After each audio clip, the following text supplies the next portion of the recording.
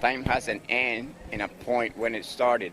And May 21st is going to be the beginning of the end. May 21st is 7,000 years from 4990 BC, which is when the flood of Noah's day was. The time is May 21st, 2011, and judgment is Judgment Day, where he's going to bring up his elect to be with him, to reign with him for eternity. It would be that May 21st is 7,000 years from the flood. And those that was saved by his grace before the foundation of the world are going to be raptured on the 21st of May of this year. In 61 days, God is going to come, and it's not a good message for most.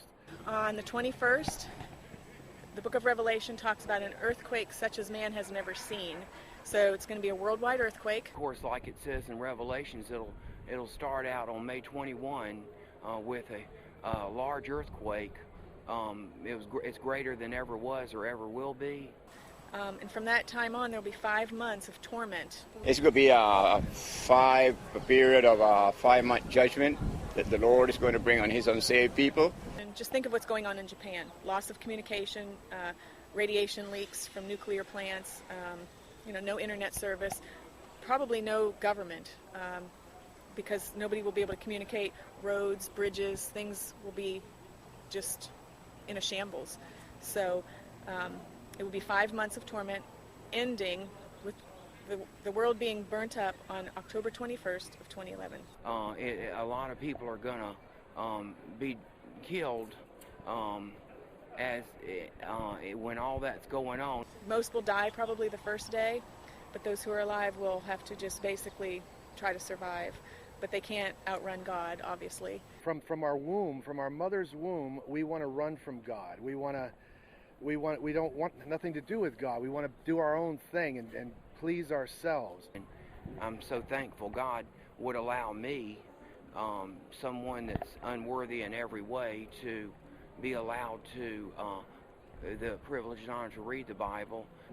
He doesn't deserve, to be God's, because we are nothing, and to be elect is a very, very blessed thing. So he picked out a people, which he calls a peculiar people.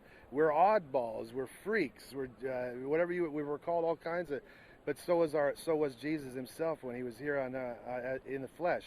It's hard because, like I said, we know that it's true, and they completely believe opposite, and they usually yell at us and leave notes on our car and tell us no man knows that we're crazy or we're drinking Kool-Aid, but really we're just as normal as anyone else.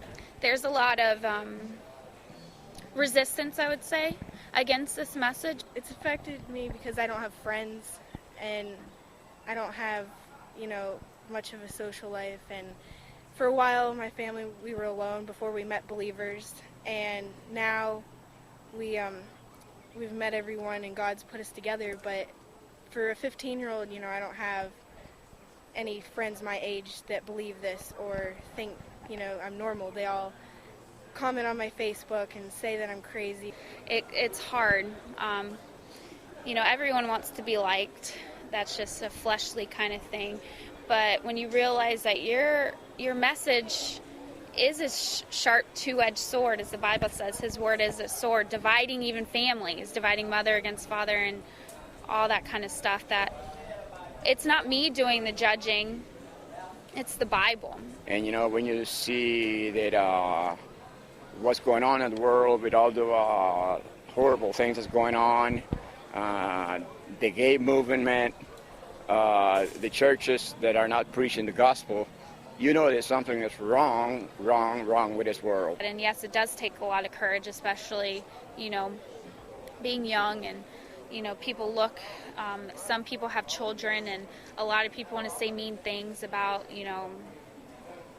how they're raising their child, but we know that we are ultimately in accord with the Bible. May 21 is the first day of judgment on this world.